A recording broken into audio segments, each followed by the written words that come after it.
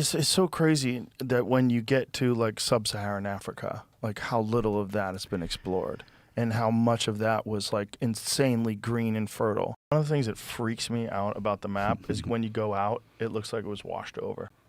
Oh, 100%. Yeah. 100%. How else would you get what looks exactly like a water washout? How else would those features be on the surface? It just looks like an insane amount of water literally washed over the area and smoothed it out. It's so crazy that when you get to like sub-Saharan Africa, like how little of that has been explored and how much of that was like insanely green and fertile. Not that long ago.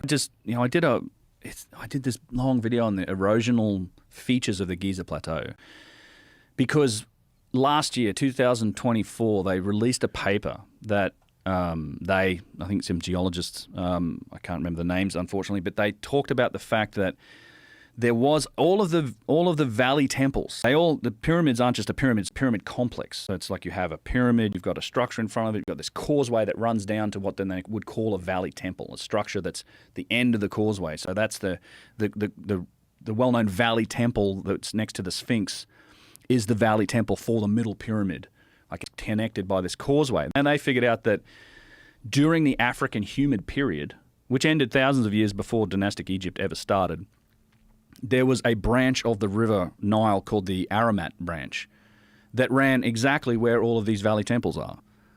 So it's like it's almost, I mean, I just look at it and go, these were built for that water source, because I think it's I'm very skeptical about the idea of all of these valley temples, particularly the one, the Giza Plateau, being used as harbors for like a couple months a year to transport all these blocks from the quarry in Aswan.